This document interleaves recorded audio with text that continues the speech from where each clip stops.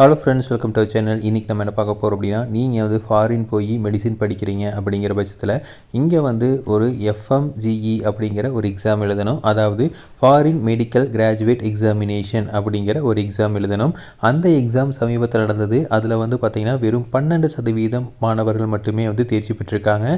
So அதாவது நம்ம வெளிநாட்டில் போய் ஒரு மருத்துவ படிப்பு படிக்கிறோம் அப்படின்னா அவங்க வந்து இந்தியாவில் வந்து ப்ராக்டிஸ் பண்ணணும் அப்படின்னா, அதாவது இந்தியாவில் வந்து நீங்கள் ஒரு மருத்துவராக பணிபுரியணும் அப்படின்னா நீங்கள் இந்த எஃப்எம்ஜிஇ அப்படிங்கிற எக்ஸாம் எழுதணும். இது யார் நடத்துகிறாங்க அப்படின்னா என்பிஇஎம்எஸ், அதாவது national board of examination in medical science, அவங்க தான் வந்து இதை நடத்துகிறாங்க.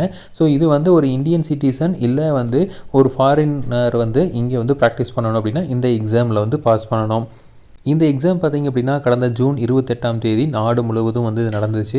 இதில் வந்து பார்த்திங்க அப்படின்னா 37,448 பேர் பார்ட்டிசிபேட் பண்ணியிருக்காங்க. ஆனால் இதில் வந்து பாஸ் பண்ணது பார்த்திங்க அப்படின்னா வெறும் 4,635 பேரும் தான், அதாவது 12.38% தான். ஸோ லாஸ்ட் 3 இயர்ஸை கம்பேர் பண்ணுறப்போ இந்த டைம் தான் வந்து ரொம்ப பாஸ் பண்ணக்கூடிய கவுண்ட் வந்து ரொம்ப குறைவாக இருக்குது அப்படின்னு கவுன்சில் வந்து சொல்லியிருக்காங்க.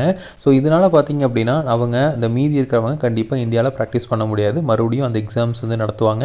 அப்போ மறுபடியும் பார்ட்டிசிபேட் பண்ணி அதில் ஸ்கோர் பண்ணால் மட்டும்தான் கண்டிப்பாக வந்து இதில் நம்ம இந்தியாவில் ப்ராக்டிஸ் பண்ண முடியும். ஸோ இது வந்து பார்த்திங்க அப்படின்னா வெளிநாட்டில் போய் ரொம்ப அதிக காசு கொடுத்து மெடிசன் படிக்கிறவங்களுக்கு இது வந்து ஒரு சிறிய பின்னடைவாக இருக்க போகுது. ஸோ ரெண்டாவது பார்த்திங்க அப்படின்னா நிறைய கன்சல்டிங்ஸ் வந்து வெளிநாடுகளில் மருத்துவ படிப்புக்காக சேர்த்து விடுறாங்க.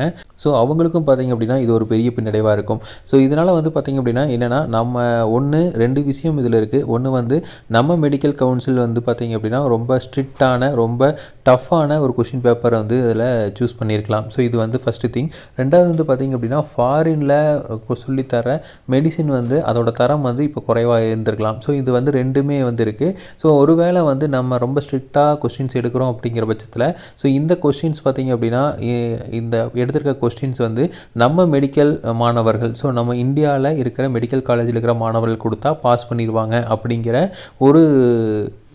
ஒரு கேரண்டி வந்து கவர்மெண்ட் வந்து கொடுக்கணும். ஏன்னா வந்து நம்ம எஜுகேஷனல் சிஸ்டம் எந்த மாதிரி இருக்கோ அதே மாதிரி தான் வெளியில் இருக்கும்னு நம்ம எக்ஸ்பெக்ட் பண்ணணும். ஸோ இப்போ நம்ம பையன் வந்து ஈஸியாக வந்து பாஸ் பண்ணிடுறான் அப்படிங்கிற பட்சத்தில் அப்போ வந்து நம்ம வெளியில் இருக்கிற மெடிக்கல் சொல்லித்தரதை வந்து பார்த்திங்க அப்படின்னா ரொம்ப கம்மியாக புவராக சொல்லி கொடுத்துருக்கலாம். ஸோ அது அந்தளவுக்கு ஸ்டாண்டர்டை நம்ம எதிர்பார்க்கணும் அப்படின்னு சொல்லலாம்.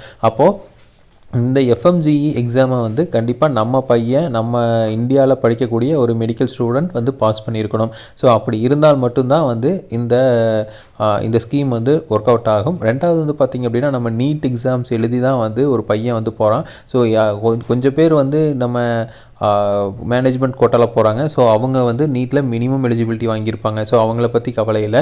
பட் ஆனால் வந்து மெரிட்டில் போகிற எல்லாருமே வந்து நீட்டில் சூப்பராக மார்க் வாங்கி தான் போகிறாங்க. ஸோ இருக்கிற பட்சத்தில் கண்டிப்பாக வந்து இந்த எக்ஸாம்ஸையும் அவங்க பாஸ் பண்ணிடுவாங்க அப்படிங்கிறத நம்ம நம்பலாம். ஸோ என்ன இருந்தாலும் சரி, ஆனால் இந்த பர்சன்டேஜ் அப்படிங்கிறது ஃபாரினில் போய் 37,000 பேர்த்தில் வெறும் 4,000 பேர் தான் வந்து இங்கே எலிஜிபிலிட்டி அப்படின்னு வந்திருக்குது. அப்படிங்கிறப்போ ரொம்ப வந்து இது சிரமமான ஒன்று தான். ஸோ நீங்களும் வந்து ஃபாரினில் போய் மெடிசின் படிக்கணும் அப்படின்னு ஆசைப்பட்டீங்க அப்படின்னா இந்த ஒரு எக்ஸாம்ஸ் எழுதணும். அதையே வந்து தெளிவாக நோட் பண்ணிக்கிங்க. ஸோ இதே மாதிரி இன்ஃபர்மேஷன் உங்களுக்கு தொடர்ந்து வேணும் அப்படின்னு எங்கள் சேனலை சப்ஸ்கிரைப் பண்ணுங்கள். தேங்க்யூ.